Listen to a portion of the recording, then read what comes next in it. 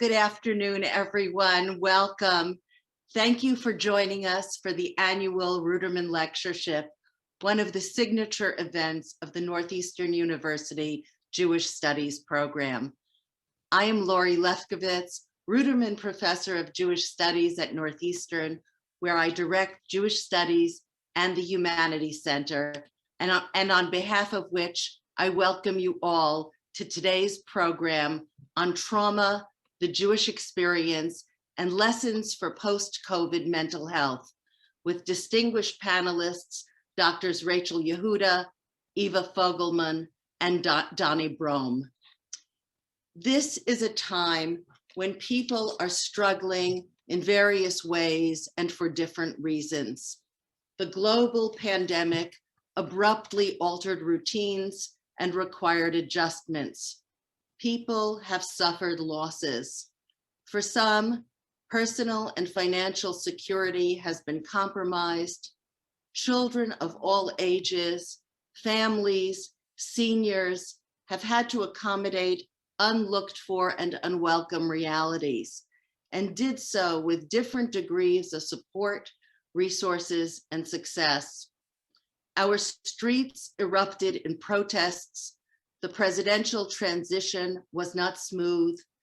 Violence at the Capitol destabilized people in different ways. For some, there have been silver linings, but for all of us, this disruption has continued for what feels like a long time. When planning for this program, the Jewish Studies faculty, in conversation with the Ruderman Family Foundation, was alert to our being in a moment of transition. Vaccines are being rolled out. The season is changing. There is a new government. As we wobble our way forward, it is surely not to what had been. We cannot unsee what we have seen. Personal and family relationships may have been strained under new stresses. Our workplaces and community and religious centers have made changes. We see more vulnerability and precarity around us. We asked what Jewish studies could offer right now to open up an important next conversation about mental health and society's needs at this moment. With generous support from the Ruderman Foundation, we invited leading experts in trauma studies, people whose work emerges out of engagement with the Jewish historical experience. First, on this occasion, we pause to remember with affection and gratitude Mort Ruderman, a 1959 graduate of Northeastern School of Engineering and co-founder of Meditech, whose generosity and abiding commitment to his alma mater and to Jewish studies led him and his wife, Marcia, to establish the Ruderman Chair in Jewish Studies and support our co-curricular programming. Marcia and their children and grandchildren continue the legacy of a man whom I remember for his warmth, charm, intelligence, and dedication. Our program today aligns with the Ruderman Family Foundation's commitment to addressing mental health. The foundation is guided by Jewish values. Its mission has included the goal of advancing inclusion for people with disabilities throughout our society. It has been a privilege and personal pleasure to collaborate with Shira and Jay Ruderman, Sharon and Roni Shapiro, and Todd Ruderman over these years. I want to thank Chana Bar-Nisin of the Foundation for her support, and thank the Jewish Studies faculty and our capable and tireless administrators who make everything possible, Deborah Levison-Stanhill and Gabrielle Fiorenzo. Jewish Studies is grateful too for the continuous strong support of the College of Social Sciences and Humanities at Northeastern under the leadership of Dean Ute Poiger. Before I introduce our program and panelists, Dean Poiger will offer a few words of welcome. Thank you very much, Laurie. With the Morton Ruderman Memorial Lecture, the Ruderman Family Foundation and the Ruderman family allow the Northeastern Jewish Studies Program and the Northeastern Humanities Center to provide Northeastern communities, to provide Boston communities, and this year also to provide far-flung Zoom audiences truly unique experiences. The Ruderman Memorial Lecture gives us the opportunity to engage with prominent intellectuals, scientists, artists, or writers who raise questions of universal significance. Questions, for example, about religious and cultural diversity, about technology and ethics, about trauma and disability. Questions like the ones we will be tackling tonight as we look to learn from Jewish experiences of trauma for a post-pandemic world. We are very grateful to the Ruderman family and the Ruderman Family Foundation for making such complex engagements with Jewish religion and culture, including this evening's engagement with questions of trauma, possible for students and broader publics. And I also want to thank Ruderman Professor and Director of Jewish Studies and Director of the Humanities Center, Lori Lefkowitz, and our excellent Jewish Studies faculty, as well as colleagues in the college, for conceiving tonight's exciting program. And many thanks to you, our panelists and our audience, to our panelists for guiding our conversation this evening, and to our audience for being here with us virtually.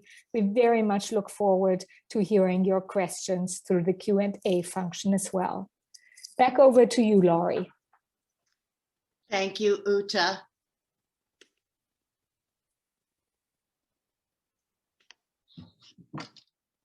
The number of people who have registered for tonight's occasion suggests to me that our topic is really resonant at this moment.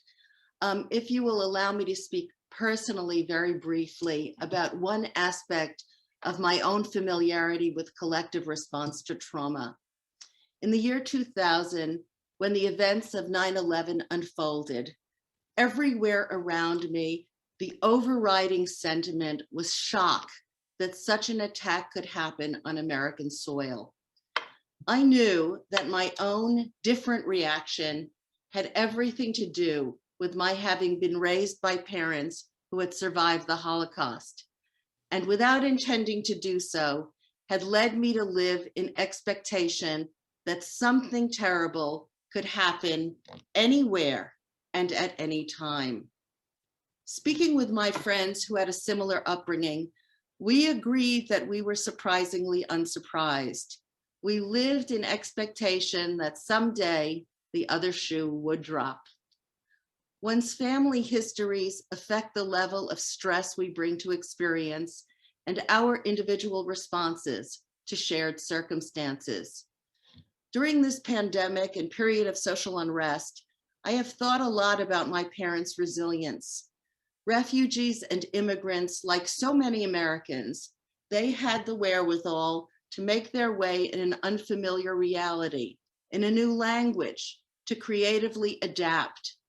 How, I wondered, did they heal as well as they did? What were the limits of their healing, and how did that manifest in me and my children? Why did others fare less well? I have wondered too, since they found so much security in the peaceful solidity of American democracy, if they would have been triggered, re-traumatized by the institutional fragility suggested by the attack on the Capitol this January. What guidance can Jewish experience offer us? Our three panelists have worked extensively for many decades with trauma victims, combat veterans, and survivors. I will introduce each speaker in advance of their short presentations, each speaking for about 12 to 15 minutes, after which we will have time for conversation and to respond to your questions, which you can put in the chat and which will be visible to the panelists. Our first presenter is Dr. Rachel Yehuda. Dr. Rachel Yehuda is a professor and vice chair of psychiatry and professor of neuroscience at the Icahn School of Medicine at Mount Sinai. She is also the mental health director at the Bronx Veterans Affairs. Dr. Yehuda is the founding director of the Specialized Treatment Program for Holocaust Survivors and their families, and has recently established a Center for Psychedelic Psychotherapy and Trauma Research at Mount Sinai. And some of you here with us will remember that our Ruderman lecturer last year was Michael Pollan, who spoke exactly about this, psychedelic psychotherapy.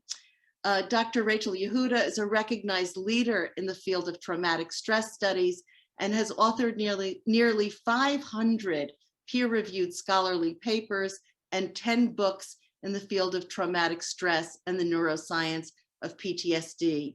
She's the recipient of numerous federal grants and awards, including having been recently inducted into the National Academy of Medicine.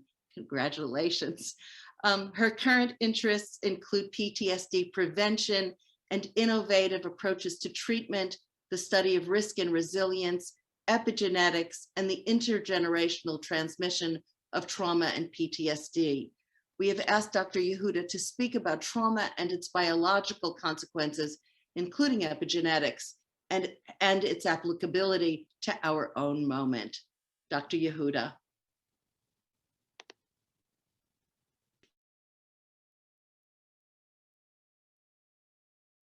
You're muted.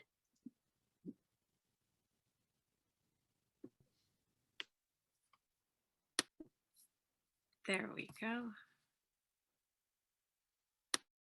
Thank you so much for this invitation and for that lovely introduction. And so I'd like to just get right into the topic. I mean, what we're here to talk about really is how do we survive adversity and at what cost? And many of us are wondering if we will suffer mental health consequences from the effects we've been experiencing this year, which you just heard all about. And of course, this new idea about trauma effects being passed to the next generation really has many people worried about whether we're setting up our children for long-term effects. And so the question is, how concerned should we all be about this? What can we do to minimize the negative impacts of stress so that we can emerge as stronger and more resilient?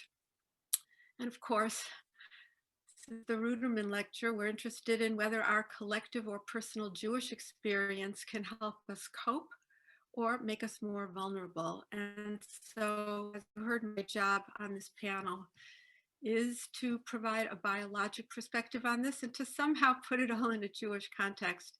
And the way I'd like to do that is by first considering the distinction between stress and trauma. And I know that many people use these terms interchangeably, and some use the term trauma when trying to emphasize a more consequential or distressing event to distinguish it from more everyday hassles of life. But from a scientific perspective, there's another interesting way to look at this distinction between stress and trauma that I find incredibly helpful in the context of understanding coping and healing. When we talk about being under stress, we're talking about something that's actually happening in the environment in real time that is challenging us, which is to say, it's begging for a response. And this could really be anything that's impairing our quality of life or health, the pressures of a stressful job, the need to make important decisions under deadlines, demands of spouses or children, relationships that are falling apart, microaggressions due to racism or anti-Semitism, the horrible stuff we hear on the news.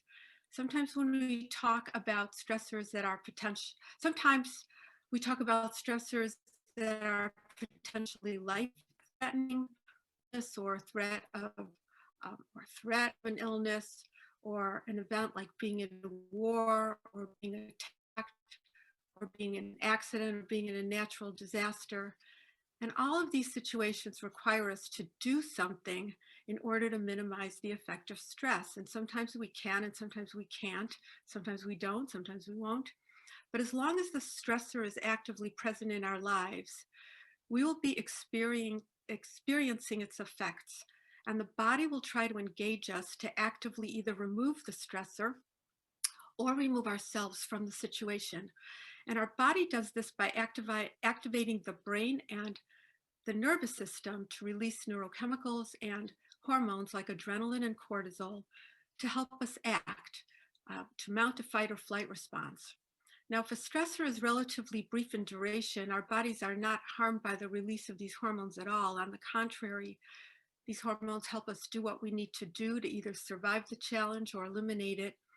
But if the stressor is prolonged or chronic, we can suffer from the constant release of stress hormones until we eliminate the stressor or it goes away by itself.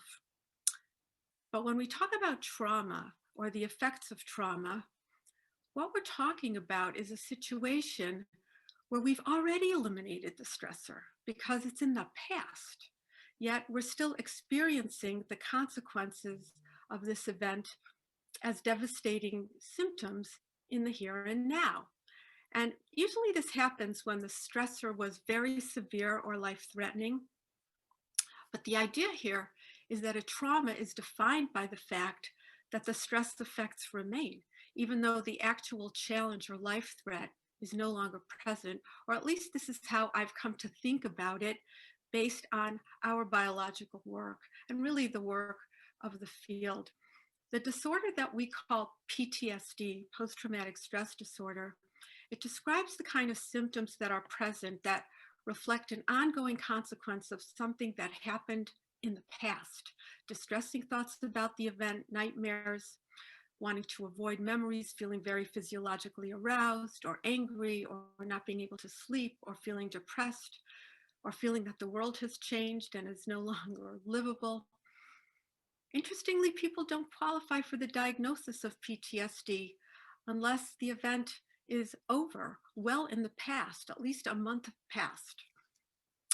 Now, another concept to superimpose on this idea of stress versus trauma is that of short-term versus long-term effects of stress. Now, in the short term, for however long the stressor lasts, we have to act. We have to escape or cope or figure out a strategy of survival, at least until the threat is gone. We might remove the threat or remove ourselves from the path of the threat. If that's not possible, and to the extent that we're helpless while under stress, this will contribute to the long-term outcomes. But indeed, there are long-term outcomes. And in the long run, the body's job isn't to respond to stress, it's to remember what happened while we were under stress, presumably so that we can avoid adversity or do a better time if we can't, or if we do better next time if we can't avoid it.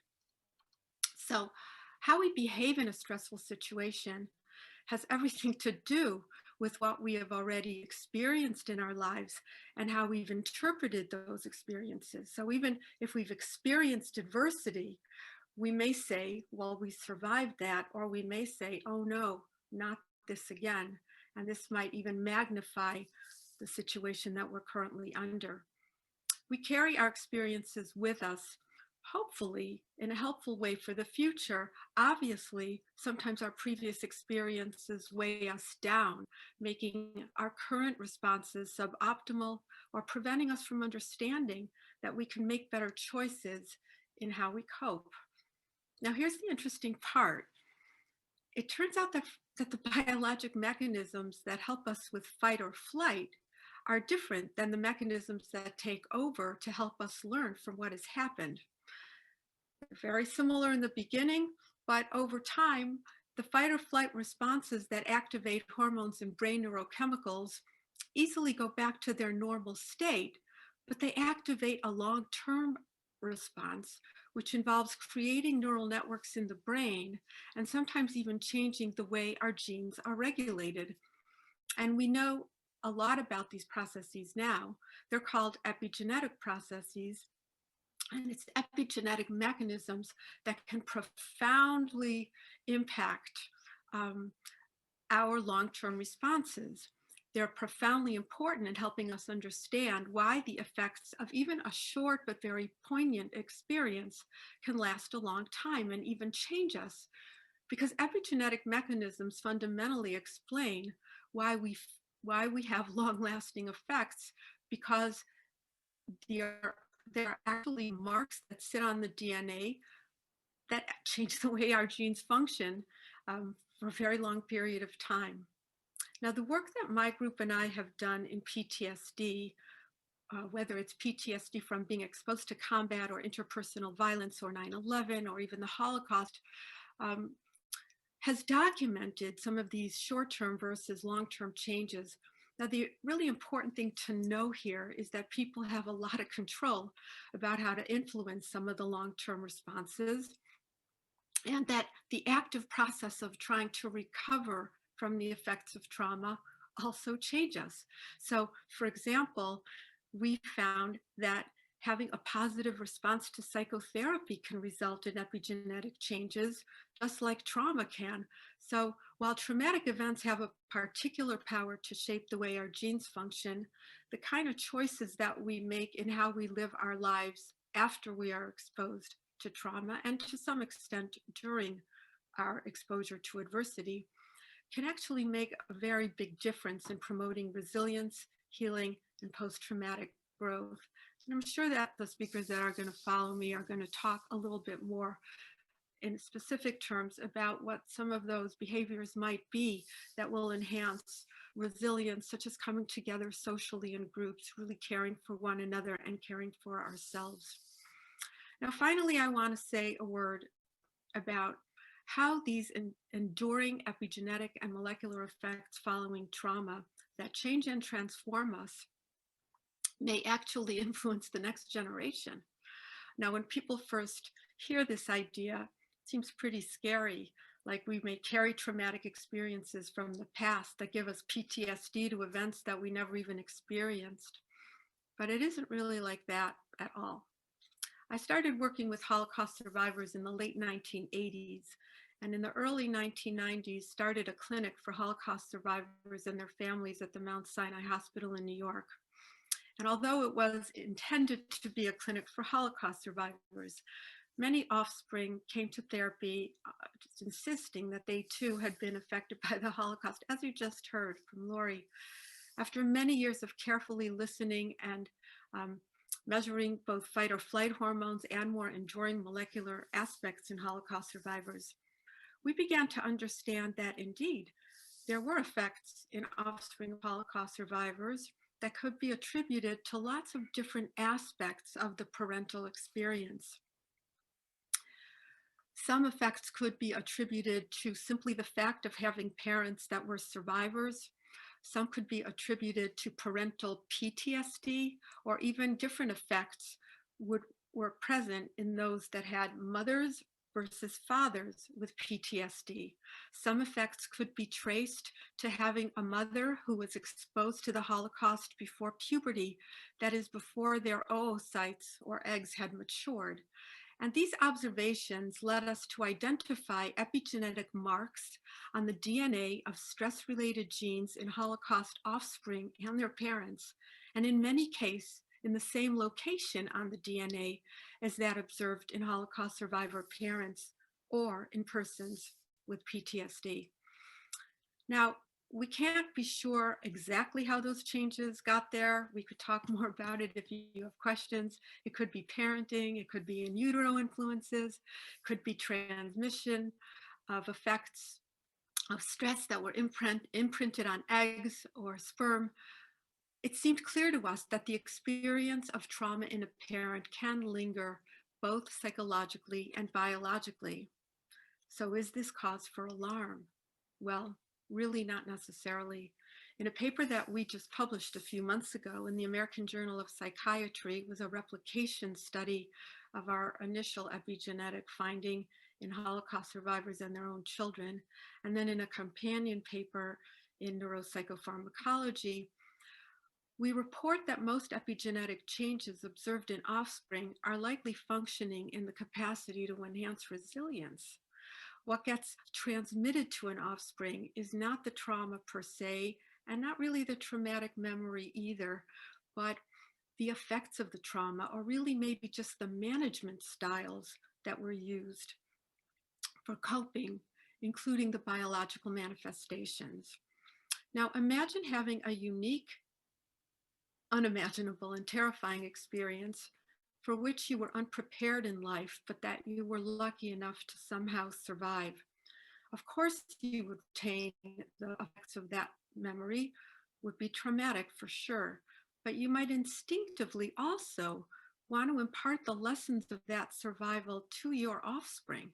Epigenetic effects of trauma can not only produce enduring changes on your own genes and functioning, because actually they're preserved as your cells undergo the normal replication process called mitosis, which is when one parent cell divides into two perfect daughter cells. That's happening in our bodies all the time.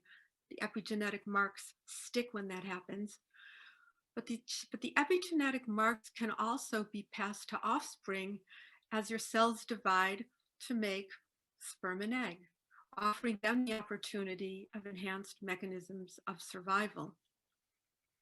Now, if this is the case, it becomes really important to understand why some offspring of trauma survivors are more vulnerable to the effects of stress and not more resilient. Indeed, we did note in our work a higher prevalence of depression and anxiety and PTSD among adult children of Holocaust survivors. And yes, adult children of Holocaust survivors were more likely to react in a very hypervigilant way to ongoing stressors, not necessarily in a way that precluded their response. This can be explained by the fact that when you're passing on a survival mechanism for the next generation, it's most useful when the environmental conditions are the same. So if you're wired to survive the Holocaust in peaceful suburban Canada, there might be a mismatch between what you have been given and what you need.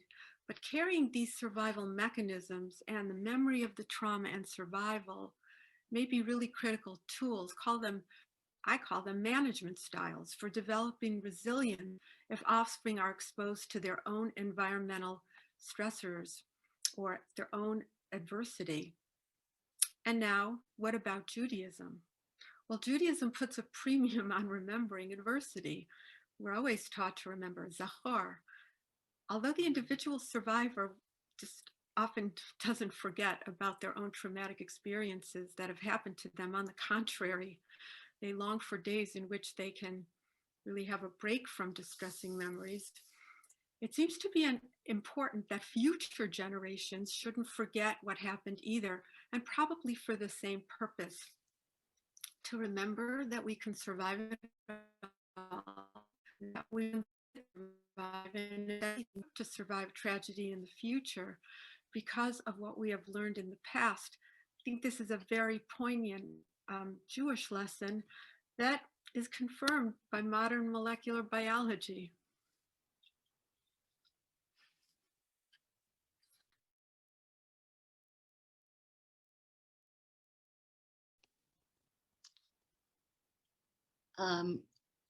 Thank you, Dr. Yehuda. That was absolutely fascinating, complicated. The molecular biology piece is so interesting to me. And I'm somebody who works in literature and have been reading memoirs of survivors, second and third generation. And I see some of what you describe in the storytelling strategies and content of that literature, which is a subject for another time. But that was really a compelling analysis. And I liked that it was hopeful as well, the suggestion that we can both control and change even our biology. Our next speaker is Dr. Eva Fogelman. In the 1970s, Dr. Eva Fogelman, and I must admit I remember this, helped spearhead an international movement of the second generation by co-leading the first awareness group for children of Holocaust survivors and organizing the original conference on children of survivors. Dr. Fogelman has done pioneering clinical work to heal the second generation, as well as Holocaust child and adult survivors and their families. She co-founded a training program for psychotherapy with generations of the Holocaust and related traumas. She wrote and produced the award-winning documentary, Breaking the Silence, The Generation After the Holocaust for PBS. In the 1980s, Dr. Fogelman launched awareness of unsung heroes of the Nazi Holocaust, the rescuers, She co-founded the Jewish Foundation for Christian Rescuers, the Jewish Foundation for the Righteous, and wrote the book Conscience and Courage, Rescuers of Jews During the Holocaust, which was nominated for a Pulitzer Prize. In the 1990s, Dr. Fogelman started to apply her work with generations of the Holocaust to other historically traumatized groups: Armenians, Native Americans, Vietnamese, Cambodians, African Americans, and other groups traumatized by racism and genocide.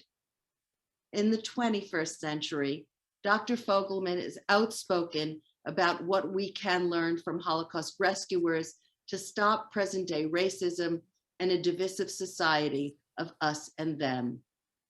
Eva Fogelman, who holds a PhD from the CUNY Graduate Center and is a psychologist in private practice in New York City, is a co-director of child development research, which is conducting an international study on the persecution of children. She has organized numerous conferences nationally and internationally, and is a consultant to many agencies, including the United States Holocaust Memorial Museum. An appointee to a White House Committee for Holocaust Survivor Services at the Department of Health and Human Services, she has consulted on numerous film projects and publishes widely for professional and general audiences. I welcome Dr. Eva Fogelman. Thank you, Lori and Uta, for having the vision that this pandemic will be over, and we need to think about the future. The pandemic has been emblematic of the human experience. Some people are thriving, others are confronting stresses, and some are completely traumatized. One's circumstances, of course, can either impede or enhance the emotional state and capacity to cope. Like everyone else, I've been affected by the entire world shutting down. I see clients over Zoom, and while in the past I could claim to see inside a patient's soul, this year I've been inside their living rooms. I haven't seen my own son in a year and a half, but over Zoom from a very safe distance have watched his hair and beard get longer. I'm aware that my situation isn't dire. I'm one of the fortunate ones. One of my friends has 5 children and is homeschooling. The youngsters have to share computers because there aren't enough to go around.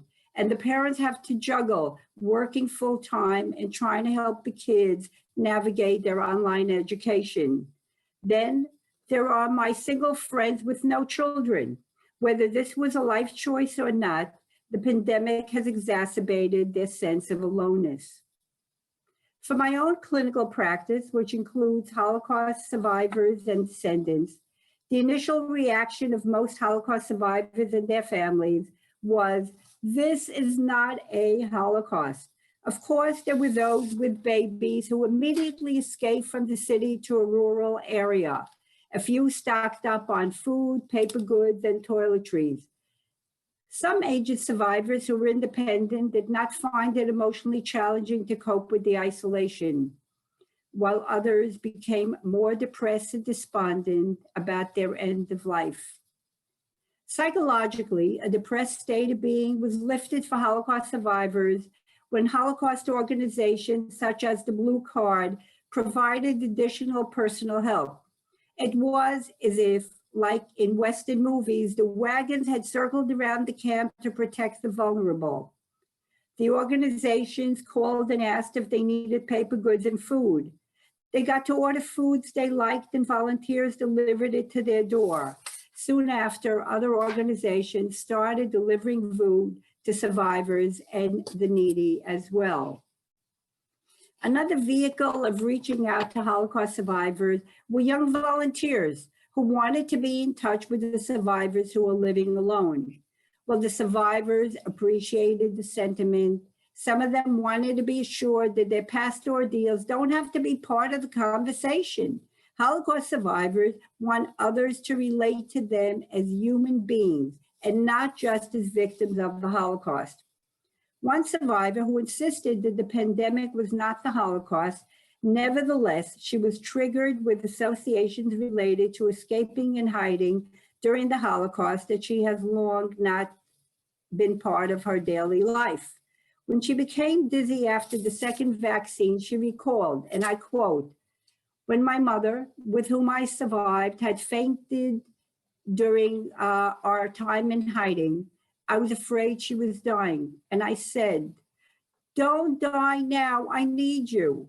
As a 6-year-old child, she became her mother's rescuer."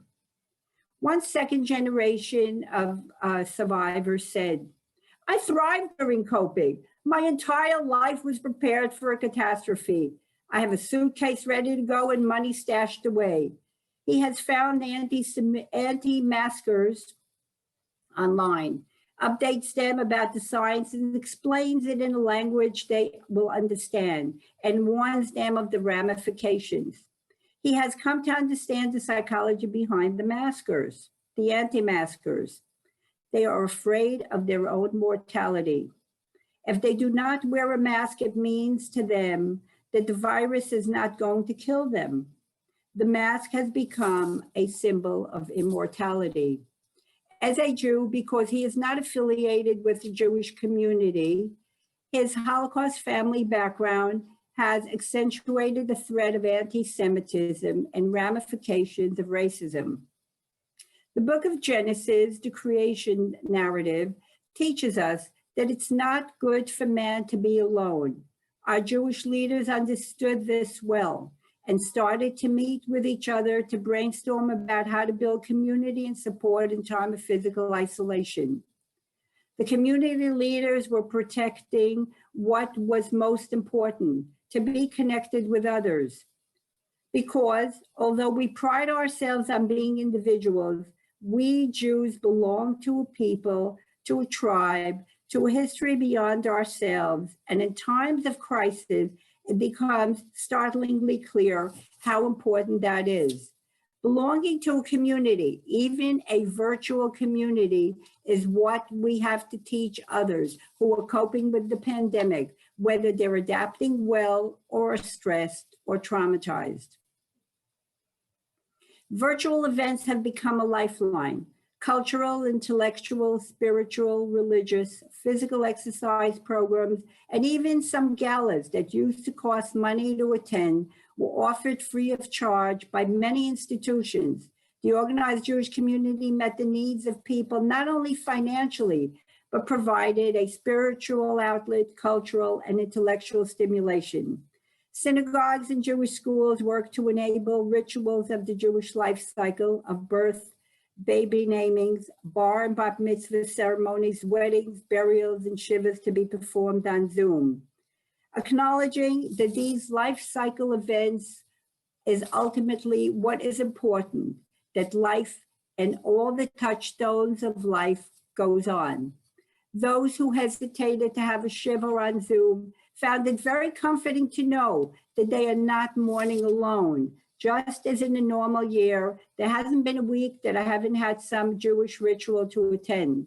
I personally had to set up a shiva and a shloshim service for a dear Holocaust survivor, Dasha Rittenberg, who died at the age of 95. The family and all who knew her and appreciated her appreciated the opportunity to be able to mourn her together. The daily, weekly, and annual Jewish cycle continued to be observed in new forms on Zoom, outdoors, and more recently, minimal indoor gatherings. The New York Federation held pre-Sabbath learning sessions taught by rabbis of all denominations over the spring and summer. During the Black Lives demonstrations, the Federation set up a platform for Jews and Blacks to hear each other's narrative. Synagogues started to hold in Kabbalat Shabbat and Havdalah services. Saturday morning services on Zoom have been a major spiritual outlet countrywide. New Yorkers were able to get a taste of California and vice versa. Weekly morning, afternoon, and evening services are not held just by Orthodox services. After the morning service at B'nai Jeshurun in New York, people can stay and chat. Those living alone feel a reduced sense of isolation when they have a chance to share regularly with others. My own minyan, Minyan Me'ad, offered a daily check-in at noon to check on those who seemed to need extra support. The rabbi at the Jewish Center, Rabbi Levine, sent out a daily email and continues to do so.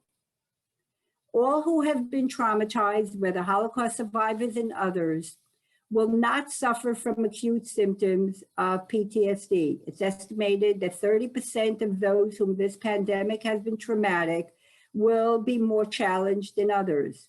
Future circumstances and therapy can help mitigate PTSD.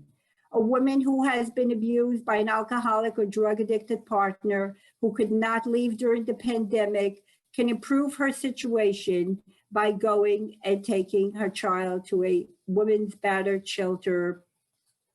An unemployed person may seek counsel and avail himself of new vocational trainings that are being set up. Those in mourning or suffering survivor guilt need to seek out other support.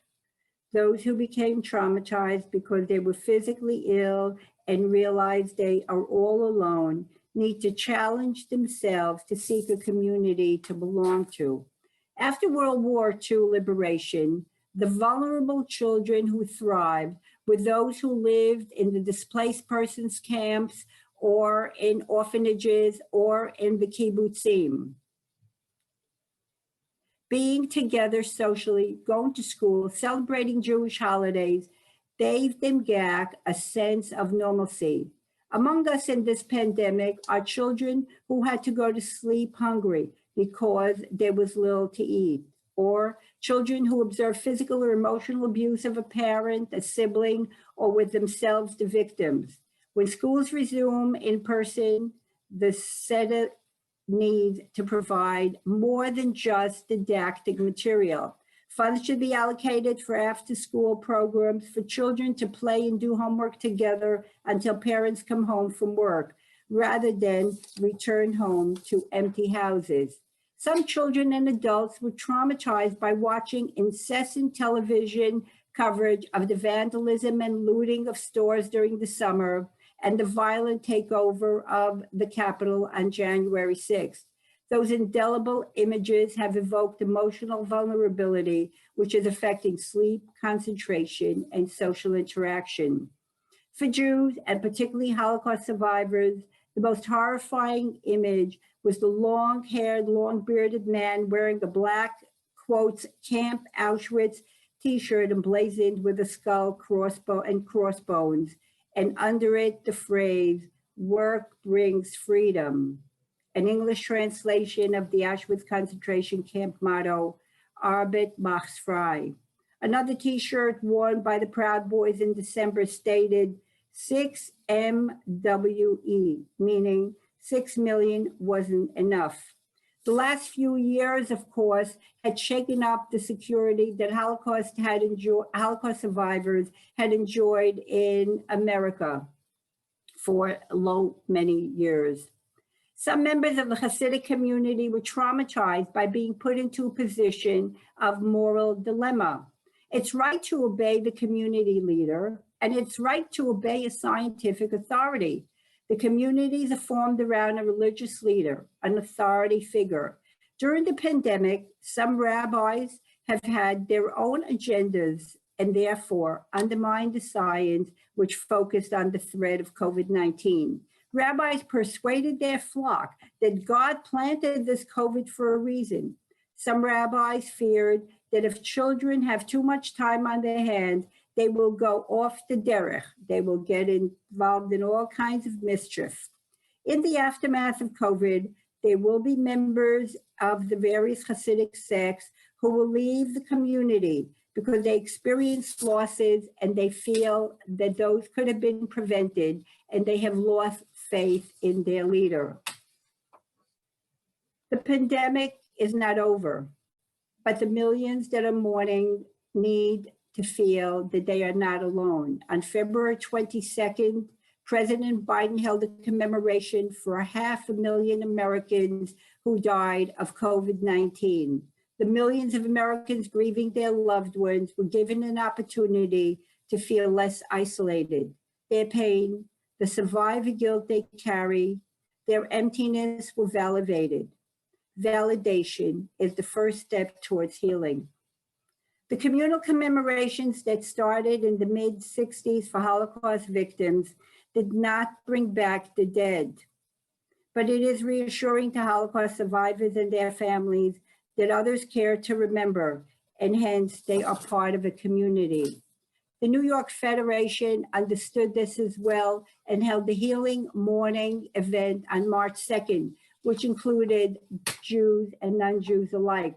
The Rabbinical Assembly of the Conservative Movement held a commemoration for the members who have died of COVID-19 in their community. Validation can come in other forms as well. I'm speaking about the financial stimulus package for those who have been traumatized by not being able to feed and shelter their families. What I most learned from my work with Holocaust survivors and their descendants is that if one has a meaningful purpose for life, PTSD symptoms will not be acute, but rather appear when triggered. The late Rabbi Jonathan Sachs said that a meaningful life is one that responds. He wrote, and I quote, "The best way to cure a victim is to help him cease to think of himself or herself as a victim. Victims want the world to change, forgetting that it may be they who have to change." End quote.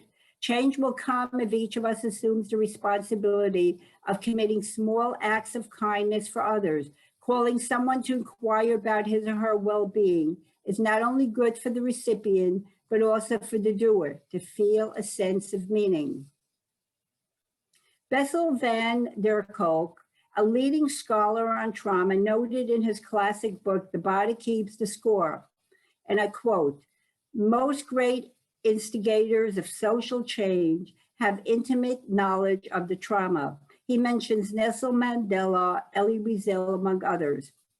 And so, the most traumatized individuals of COVID-19, the long-term unemployed, the hungry and homeless children, victims trapped in domestic abuse, and children who were exposed to such fearful dynamics, people who suffered numerous family losses to the virus, and the first responders who were helpless to save lives will emerge over time with insight and passion to make a difference in the world. The Jewish calendar is a template for the cycle of our year. Hanukkah was a turning point of hope. We have all been battling forces beyond ourselves, and after Hanukkah, it really felt there was light in the darkness with a modern day miracle, the vaccine. For many of us Jews, myself included, the holiday of Purim, which we just celebrated, marked the beginning of the pandemic a year ago. It was the last time I went to synagogue on Shabbat. Now, Purim marks the fact that the end is in sight. Purim is a symbolic of an upside down time. We are wearing masks and costumes, like Esther, who had hid who she was. We too are hidden behind our masks. We are wearing metaphorical as well as physical masks. Who did we become behind the mask during the pandemic? Are you the person who became the helper? Are you the one who became an alcoholic? Are you the one who's pretending to be the writer? Are you the one who has become a synagogue hopper? Are you the one who became a mourner? Are you the one who became the unemployed who couldn't support your family? Are you the one who was afraid to get into an intimate relationship and the pandemic gave you a very good excuse to avoid your problem? Are you the one who did not have to ask who you are and the pandemic has challenged you to face yourself? Are you the one who became the vaccination angel and got a vaccine appointment for the elderly and vulnerable? Are you the one who coped well during the pandemic because you learned how to adapt to extreme, unexpected situations? And are now teaching those around you how to adapt because they led a golden life. The Bible asks, who are you? More than 20 times, whether it's the biblical characters asking one another who they are, asking God who he or she is, or the opposite. The pandemic, without putting it into words, is silently insisting we answer that question. Thank you. Thank you, Dr. Fogelman. Such a rich set of ideas and important takeaways. For me, I hear a shared theme between you and Dr. Yehuda on the importance of remembering, and you add to that the importance of community, the need to create new programs that are responsive, the importance of validation, and finally, an important sense of common purpose and finding our purpose as we transition into new realities. It's my pleasure to introduce our final presenter, Dr. Donnie Brome, and I would say that he is has a special debt of gratitude because he is here with us from across the world, where it is genuinely the middle of the night, and with every minute getting later into the night in Israel. But we are really delighted to have you here. Dr. Donnie Brome is the founding director of Metiv, the Israel Psychotrauma Center, which is an internationally renowned, and he is an internationally renowned expert on trauma and resilience in the face of terror and disaster.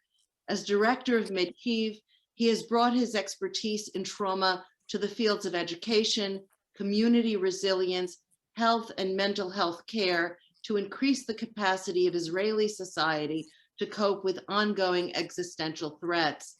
Dr. Brome served as associate professor at the Paul Beerwald School of Social Work at Hebrew University in Jerusalem. He is former chair of the Israel Trauma Coalition and served as director of research for Amcha, which provides psychosocial support for first and second generation Holocaust survivors.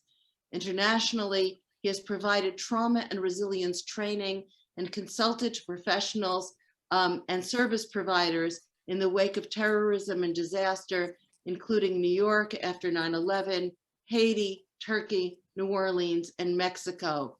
Dr. Brome has been partner to 50 articles published in peer-reviewed journals and has co-authored 7 books, including Helping Children Cope with Trauma, Individual, Family, and Community Perspectives, Treating Traumatized Children, Risk, Resilience, and Recovery, and the Trauma of Terrorism, Sharing Knowledge and Shared Care, an international handbook. Dr. Brome will put trauma in the context of surviving and what threat does to individuals, not only from a psychopathological perspective, but also in terms of what happens between and among people who feel threatened. Dr. Brome. Thank you very much for inviting me. And although it's early or late, whatever you want to call it, I speak from Jerusalem, and you know, I'm vaccinated, and I know that many of the people in the audience probably are not yet. And the question is, what does that do in this whole pandemic? Now, my whole family is vaccinated, and we can get more if we want to. And then the question is, and then everyone goes to school again this week for the first time. And then the question is, does that really have to do with the situation of the pandemic or with our elections in 2 weeks? So this is the background of Israeli society, who of course has coped with a lot of different kinds of trauma and threat.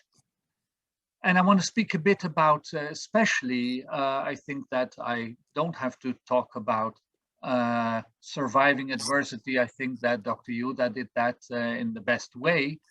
But there's one thing that I think is also very important to mention, and that is, under threat, people bond.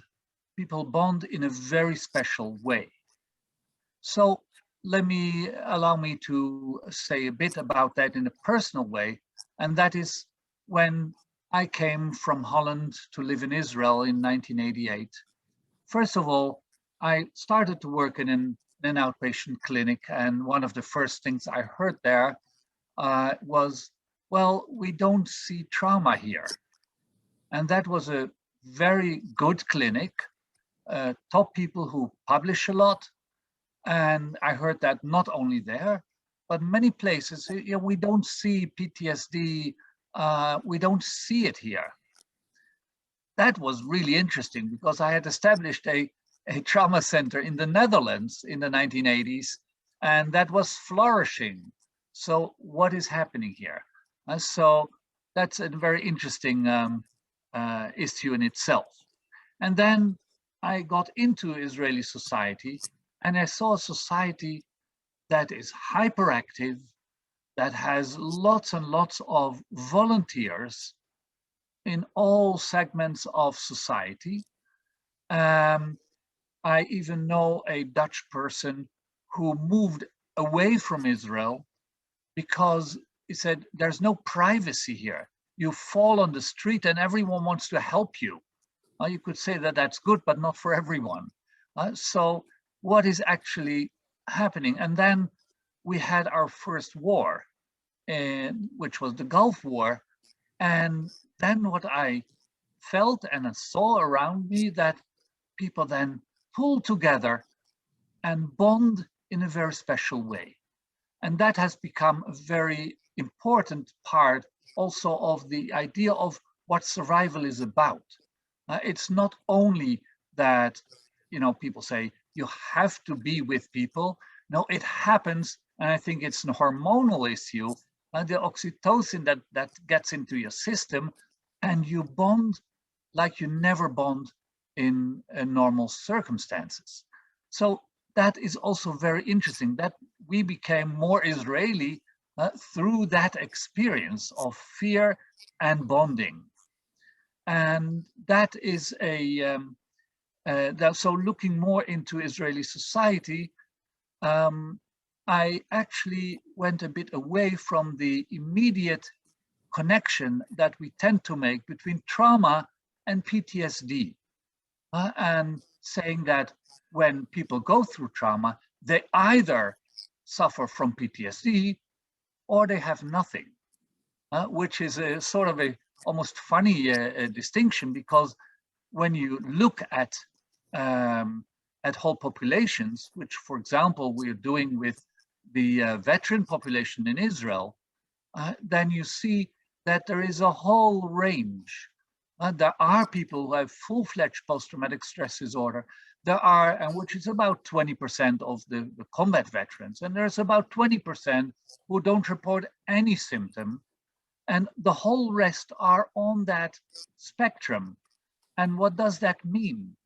So we got into a lot of interesting stuff about how do you basically go into society that, because everyone is in there in some way, they say, we don't see trauma here. Well, in the past 30 years, a lot has happened, but still this condition is still there. And now we go into the extremes. Trauma, do you have PTSD or don't you have PTSD? So one of the things we've been doing is looking at our soldiers, and I say our kids, who go at 18 years old into the army for 2 or 3 years and then do reserves. And then we've developed this program called Peace of Mind, where we take these units after they're out of the army for a period of processing their experiences in combat. Now, the interesting thing that you see then is that these units, these teams, are connected in ways that they themselves don't understand. And if you listen to them and they say, I love my fellow soldiers more than I love my kids, my parents, like everyone, I love them, then something different is happening. It's not exactly, we're friends. No, your life has depended on them, and that creates something very, very special. And that can be used in services. It can be used when you bring them together, those who've been together in the war or in all kinds of things they do in the army, and then you bring them together, and for the first time they are in an isolated situation just to speak with each other, which didn't exist in Israel. And in the beginning, it was like, what do you mean? Am I a sissy or something like not compatible to a combat soldier? And then slowly, this program has grown into something that people want and are asking for. And if now 2,000 people have gone through it, and we have more than 2,000 guys waiting for that program. So I think that that says something also about what in Israeli society happens. Like on the one hand, denial and saying it's all okay, volunteering, strong family bonds, and this bonding in all kinds of ways when there is a threat. That has become a focus for the studies we are doing, because survival mode, as Dr. Yuda said, the emphasis on immediate coping, and you have to do something, that is also a characteristic of Israeli society. Why are we a startup nation? Well, I see these young people after their army service, and they just want to do something. They continue to be in the mode of, what is the next thing I need to do? And it's with an energy that feels like survival energy. But at the same time, we cannot be helpless. We cannot be passive, and that has also its price. Some years ago, I saw a study that shows that Israelis sleep 1 hour less than Europeans, which is interesting, but is fitting with our society and our culture. Also, the other side of the bonding is that there is also the rejection of those who are not the in-group. You connect strongly with the in-group, or who you perceive as the in-group, and you reject the out-group in a very strong way, which is really comes from the gut. And of course, the whole issue of what Dr. Yuda mentioned as the learning. We have to learn from our experiences, and we see this accelerated learning. You learn like crazy in a traumatic situation. And again, that is not pathology. That is what we do in order to learn from it. And then the question is, what actually do we learn? Now, one thing, and here I connected with Pesach that is coming and that is threatening all homes, and we get into survival mode. But then, basically, in the Seder evening, it says "V'higadata lebincha," and you should tell your children. Now, it's interesting, you know. Why should we tell about all the death and all the plagues and all the misery that we went through and others went through? And we have to make that, at least here in Israel, one evening of giving it a place. And that is a model for continued learning from your traumatic experiences. And again, not PTSD, but traumatic experiences. So what we try to create is these forums where you can share and process and get to conclusions, and they can change over the years. And also doing that, for example, in that Peace of Mind program, then the guys who no one says to them, you know, you need to process, you need to get out of survival mode. Do you know how to do that? Can we help you with that?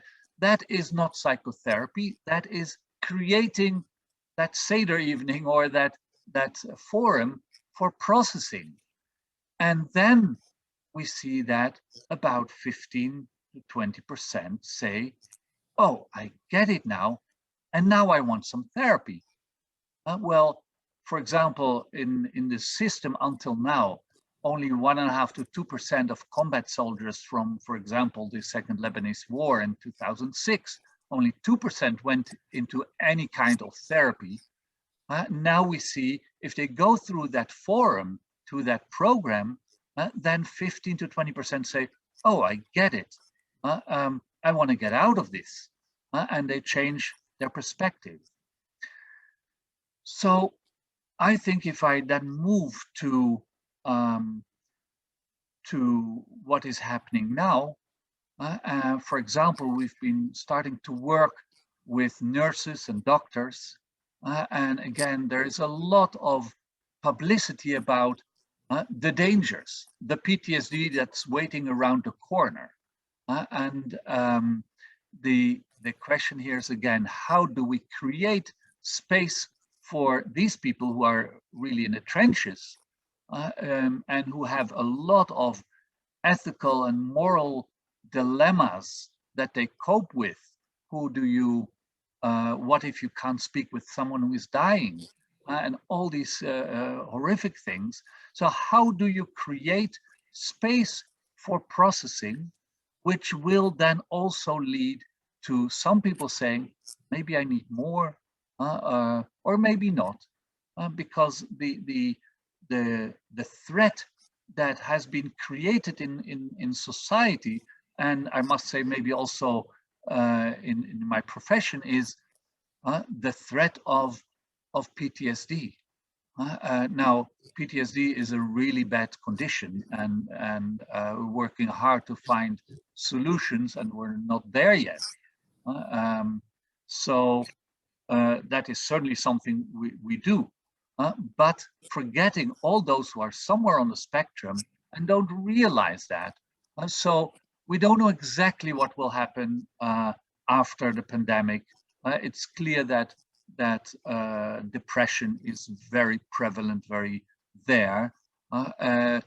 What do people learn, and how will they be able to unlearn some of these things if or once this threat is over, is of course something we need to really look at.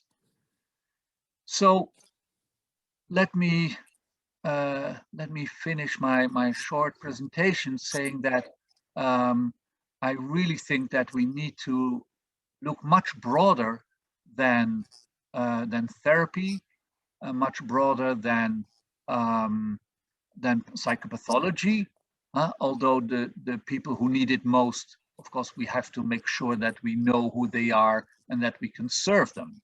But we need to create a continuum of services where on the one hand, it is the creation of forums for processing and sharing, and that can lead into other services that are needed. And I think that the next challenge in terms of the pandemic will be to really look at what do our children learn from not seeing faces on the street? What do they learn from being afraid of other people because you might infect them? What do they learn from the admonition that they might infect their grandparents? What does that create? What kind of fears and avoidance will that create in the long term? And that is something that we need to learn a lot about. So with that, I would like to give it back to Laurie. Thank you. Oh, thank you, Dr. Brome.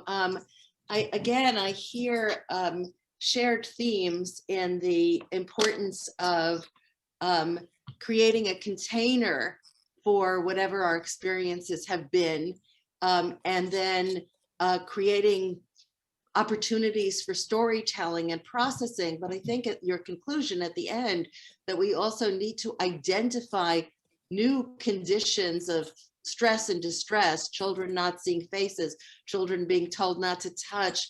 And once we identify them, figure out collective responses to these circumstances seems very important.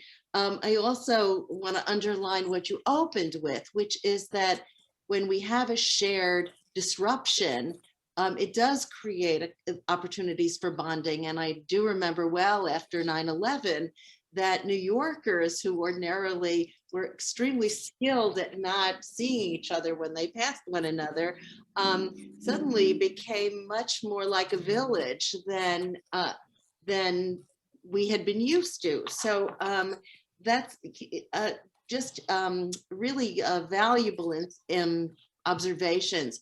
There are lots of questions that are coming through in the chat.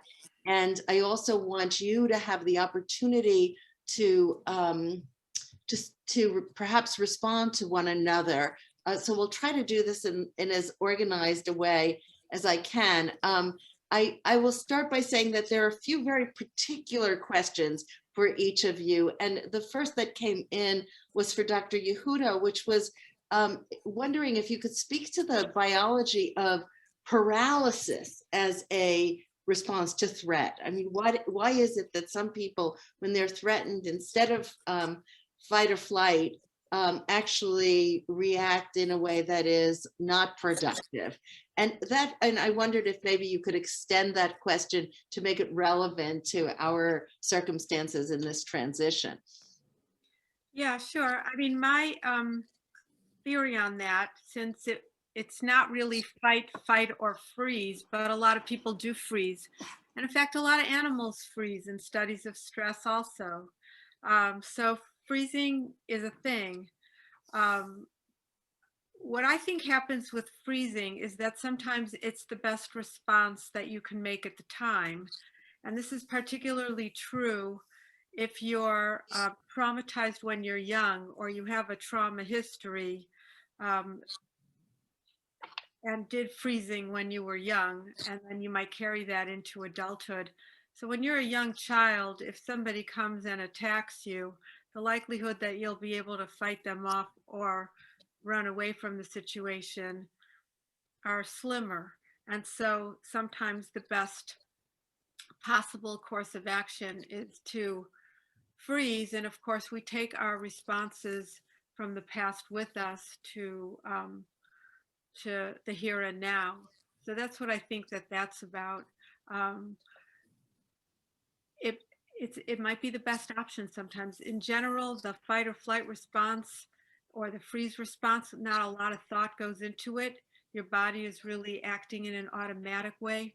The stress hormones are making actions possible, and it's only later you kind of think about why you did what you did. So you just don't have time to do anything other than respond.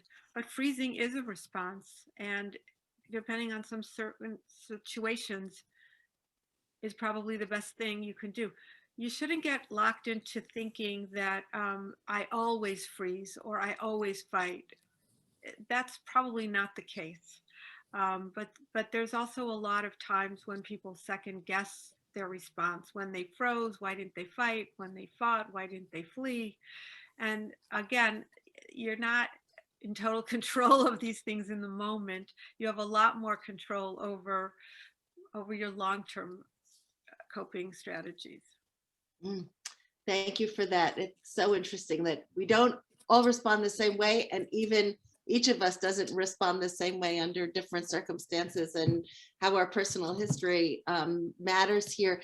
There are several questions that I think can be addressed to each of you and even combined, and they are questions that ask us to think about particular circumstances of particular people in this moment and as we transition. One is the very particular circumstance, and I think there are probably quite a number of people on this call for whom this webinar, to whom this applies. You know, what if you're a graduate student right now and you're, trying to get your work done and alone and the stresses of that? But others and other people have asked, and, not to compare, but what about the circumstances of people who have indeed been in hothouse domestic situations under lockdown and are now moving out of those hothouse situations where there has been violence or just terrible stresses on families? And for you, Dr. Brome, in particular, there's the question of you're having spoken eloquently to the circumstance of Jewish Israelis, but what of non-Jewish Israelis under the circumstances of pandemic and trauma, Palestinians and other segments of Israeli society for whom about whom some of your solutions don't apply quite precisely? And why don't I go down the line, beginning with you, Donnie, then to Eva, and then to Rachel? That's a lot of questions. Yeah. So let me start where you ended, and that is non-Jewish populations in Israel, which is on the one hand, of course, a big concern because there is some neglect clearly in the country. At the same time, there's no reason to assume that the same forums, the same ways to go about this. For example, in the past, during or after the Second Lebanese War, 2006, we've done work in many schools and also in early childhood forums, and we did that in different populations. We had Arab-speaking facilitators who would do that in Arab schools. So I don't think there is any reason to think that basically it's different what should happen, but there needs to be clearly also an investment there. We should also not forget that we have Druze soldiers in the Israeli army, and they are in our programs, and they come to Jewish communities. That is how we've done it for a long time, for a week, where they're really out of the country to do their processing work. And the only problem we once had is that one of the shuls wanted to call a Druze soldier to the Torah. Well, that was a good problem, but they are as bonded as others, and there is lots of problems in Israel, and the gaps are not getting smaller, and not a lot needs to happen. Certainly, also in looking at identity, trauma and identity is a big topic. Maybe not for now, but certainly 2 weeks ago we had a webinar on trauma, brain, and how do you make people who are on the different sides, how do you make them talk with each other? It's all there. I think it's a bit too big for now. Thank you. Eva. One of the things that I had stressed in my remarks is for man not to be alone. And so when you talk about the children who've experienced a lot of abuse in the family, they need to feel that they were not the only ones who experienced this kind of abuse in their family. And whether if they go back to school, that the counseling services in the school bring together some of the children who have been abused, so that they can see that they were not alone in what they experienced and can give each other support. Obviously, as I mentioned, I don't know about some of the women battery services. I know in Israel, I have visited quite a few of them, and they are just amazing, where women and their children can go to homes for abused, battered women with their children. There is school for the children. The house is unidentified, so that whoever was the abuser will never be able to find them. And I hope that America and other countries have similar kinds of situations, so that again, the mothers and the children don't have to be alone. When it comes to college, and I've recently counseled some college students, many of whom have been studying alone. I think that, perhaps it's up to the professors to figure out some ways in which to bring together students in groups, to have them do group projects, and for them to give them an opportunity to be able to study for exams together through Zoom, so that they don't feel alone, because the situation of not being on the college campuses has been really horrific, and not having the kind of social life that one had expected to have. And also those who have gone to college and have gone overboard and partied have been a disaster in terms of spreading the virus to others. So again, my whole concept of not to be alone, and whether it's the professors figuring out how to bring people together, whether it's the mental health professionals figuring out how to bring people together, that is going to be the first step in the healing process. So not to feel that you're the only one who had this kind of a traumatic experience. Dr. Yehuda, do you have anything you'd like to add? I think the answers have been comprehensive. I mean, I don't think we can always wait for other people to create situations that are good for us, unfortunately. And what we need to be encouraging people to do is something that will make them feel empowered. Being stuck home alone during the pandemic is terrible. Trying to do schooling from Zoom is hard. And yet some people get the idea that maybe they should be delivering meals to people in their apartment who can't get it for themselves. Or maybe if they're doing online shopping, they can check on a neighbor. I think that it's more along the line of what Danny was saying, that you got to find some way of reaching out to a human. Again, yeah, I agree everything Eva said, in that it would be nice if schools could reach out and set up situations, or to let people know that they're not alone. The problem is the people who are running schools are also traumatized and also tired. And that's the problem with this event, that right now, there isn't somebody who's not experiencing it to help those who are, because it's kind of a shared situation.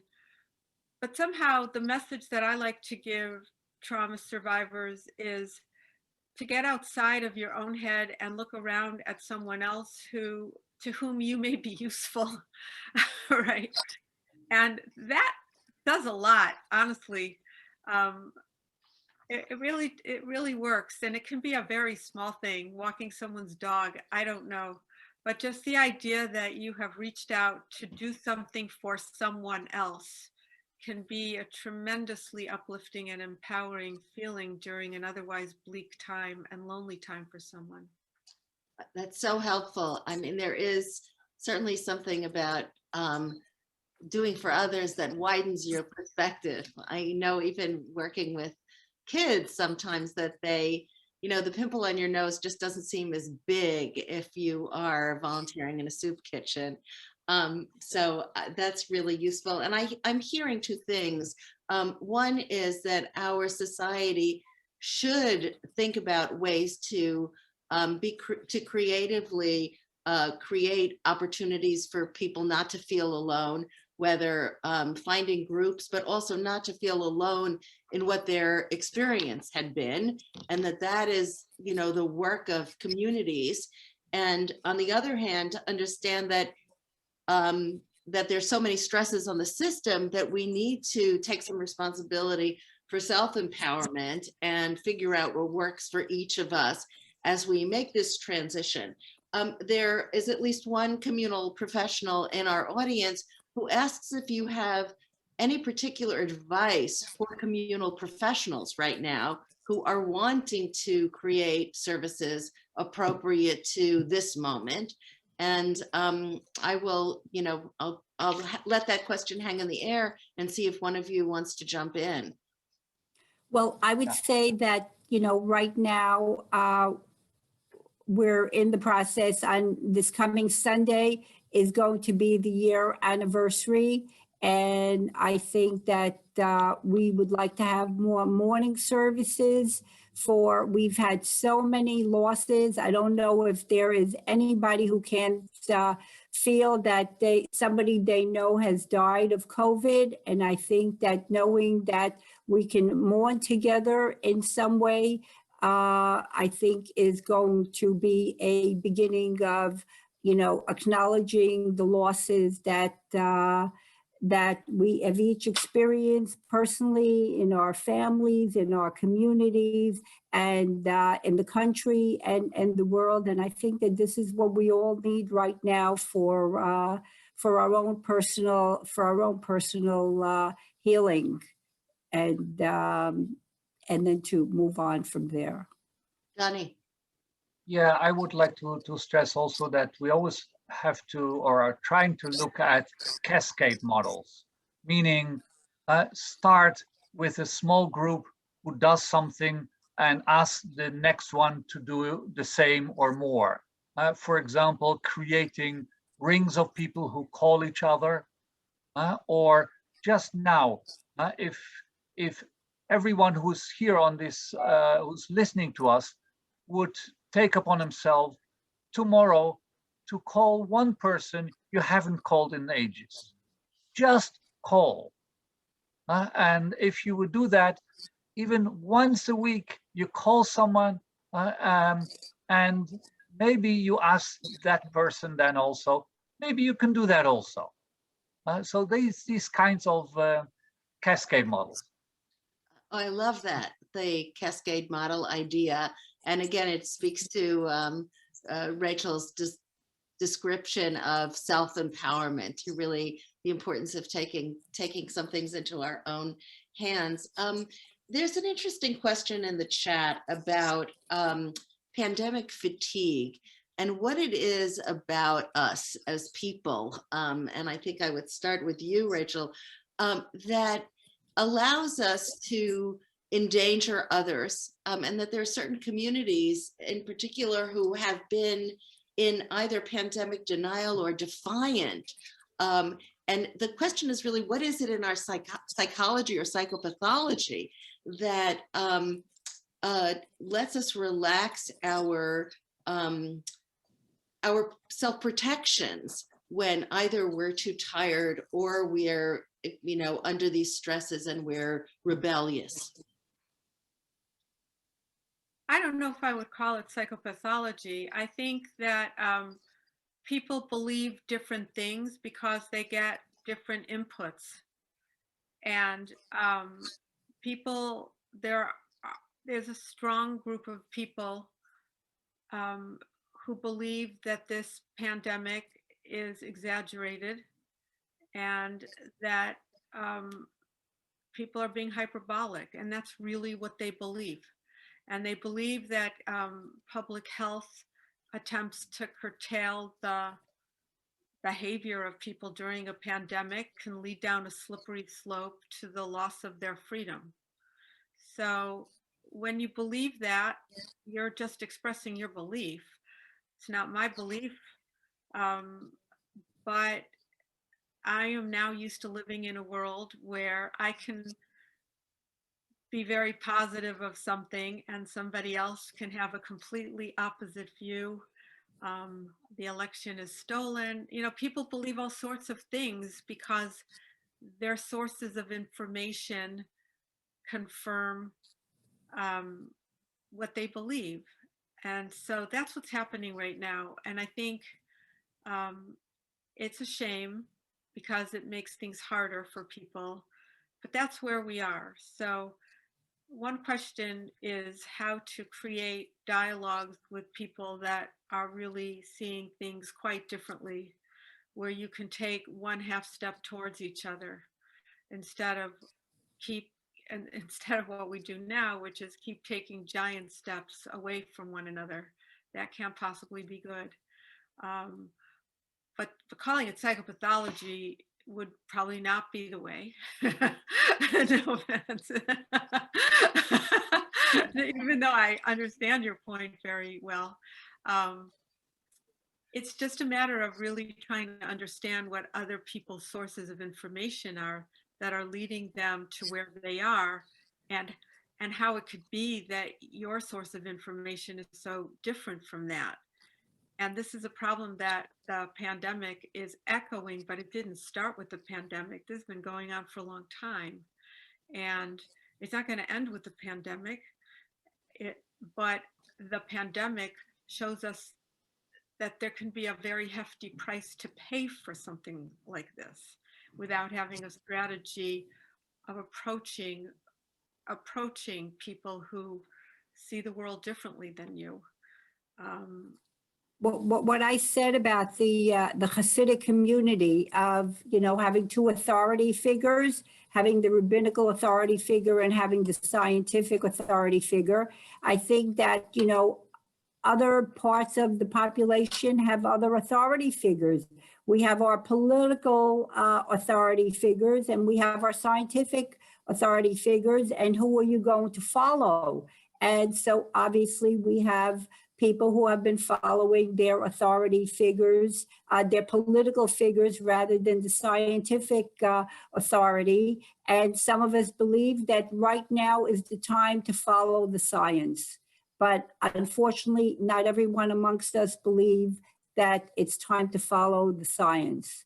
And I think that this is why we have, competing ideologies as to how we need to behave during this this very vulnerable time of COVID-19. Well, let me give you one example of how yesterday on the news here in Israel was the new rules about traveling, and people who have the green card, which is you're either had COVID and have antibodies, or you were vaccinated, they can travel. Okay, so they don't even go into isolation. That was one thing. And the second thing they said, the committee for special situations was canceled, doesn't exist anymore.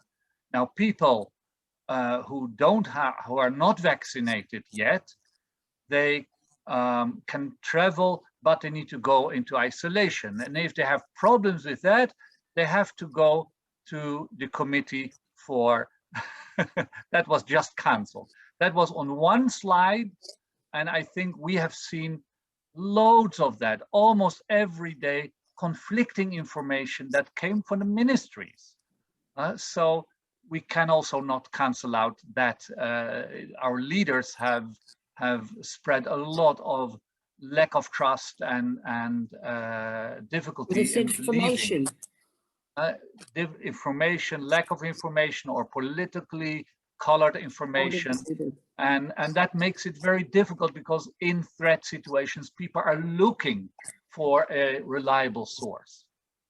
And that has been missed.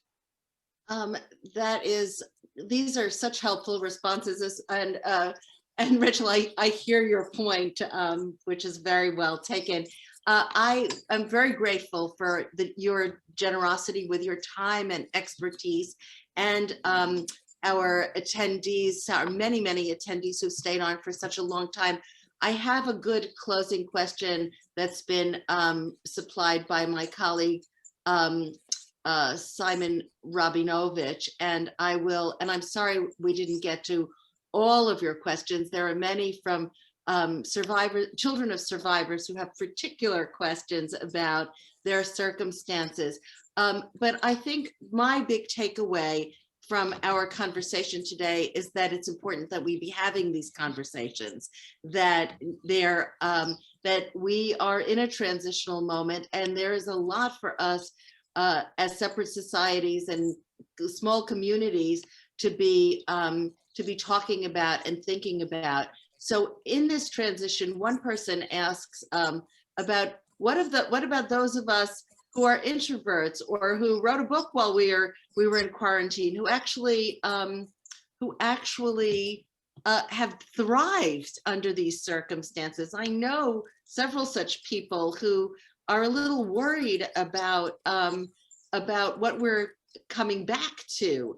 And I'm looking for Simon's question, which was very beautifully phrased, but I don't see it, but I think I remember more or less. What he asks is, can the panelists speak to what we will be like a year from now? How this disruption that took us over for such a long time, what will be changed as we move into a new reality? And if we can fantasize about a year from now, do you imagine any significant new circumstances that you might want to share with us from the perspective of your experiences treating trauma? And I'll start with you, Dr. Yehuda, and move down the line, Eva and Donnie. Well, I think that there are a lot of people that did thrive in this time. And generally, these are people that are not only introverts, but that had the luxury of being able to stay at home without a negative consequence or two negative consequences to their financial status. Not everyone had that luxury. But a lot of people learned that they don't spend enough time at home, and that a lot of their family members are strangers to them, or that if they had a lot of open and sustained time, they would be very creative with it.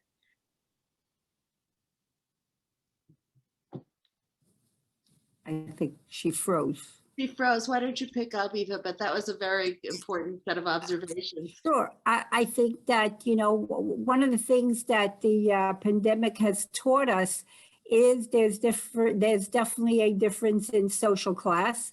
And I think those of us who have the luxury not to have to worry about funds and being able to continue our work have suffered less than others. But at the same time, even those who suffered, I think what we learned from what I said in my remarks earlier from Van der Kolk is that indeed people who have experienced tremendous trauma, this can be an inspiration for them to do something great. From that experience. I think we certainly are going to have, if there's one thing we can think about, I think we're going to have a lot more writers and people who have been inspired to write. I think we have people who've been inspired to change their professions. I think people who have been inspired to have more of a work-life balance, a work-family balance that has not existed in this rat race that we've been living in.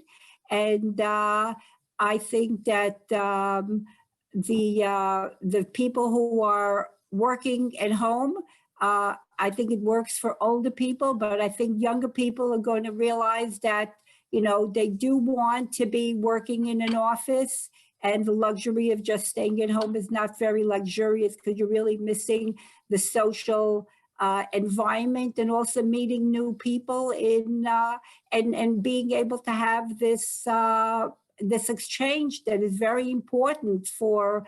So I think there is a danger for those who become very complacent and very comfortable of working at home or forgetting the young people who really need the social interaction with others as they come into the work environment. And so I hope that the older people who become complacent and working at home will think not just about themselves, but about the young people moving into the professions. There's a lot more to say, but I'll let Donnie take on. Yes, before you do, one of my colleagues, Professor Elisa Lincoln, is inspired by this panel to introduce the suggestion of post-traumatic growth, that that is a possibility. Absolutely. I write a lot about that. Donnie. Yeah, and post-traumatic growth has to do with finding meaning or seeing a stressful situation as a challenge, and looking, so what am I going to do now? And that for those who can do that, and that is not everyone. It's not something you can say, okay, find meaning and see it as a challenge. That will not help. But those who can start developing a meaning, and it can be religious, it can be a challenge to what they choose in life. It can be getting to know your children better. Now you're more at home, and all these things is one thing. The other thing, which is so central also in transgenerational effects, is, can you regulate your emotions? Can you regulate your arousal? Can you just take the time to do that with yourself? It was important not only for you, it's important for your children. And so I think that I hope that we can learn in Israel, for example, in a different way. We know how to deal with a war. Then we all get, uptight and we do things. But this is a different challenge. Now you have to realize that you can also be at home and be, in a way, more passive. It's not the same, and not do as if it's a war, but it's something else. So we have to learn how to deal with that, and that'll take time. Yeah, time seems like an important answer. Rachel Yehuda is back with us. I'm wondering if you do have since you were cut off, if you had a final word. You're good. I'll have the final word. I think for many of us, we learn things can change, and it's a very valuable lesson. And how we rise to that occasion of knowing that what we have isn't all as stable as we think it is, but being able to roll with it will really be very important for how we cope in the future. So I think we're all going to make changes. What I hope is that we don't start being afraid of one another as we come together with our masks off. That seems like an important learning too. We have work to do collectively. There's a lot of optimism from our experts. I am I'm enlightened, very grateful to Doctors Rachel Yehuda, Eva Fogelman, and Donnie Brome, who bring so much to this conversation. I think it's a first conversation, and hope that in our smaller worlds, we will find ways to be mutually supportive and fumble together towards more communal successes and support, and do what we need to do. I want to thank our audience who has stayed with us for this long this evening. And again, want to give special thanks to the Ruderman Family Foundation and the members of the Ruderman family who support this program and our other programs, to Gabby Fiorenza and to Deborah Levison-Stanhill, who supported us technically, and of course for our interpreters who have worked so hard to make this available to everyone who wanted to participate. In the chat, you will find a link to where tonight's event is recorded. If you'd like to share it with somebody else, we should have that up probably in a week's time. So my gratitude to all of you. I wish you well and look forward to staying in connection. And thank you to you, Lori, for setting it all up. And Pleasure.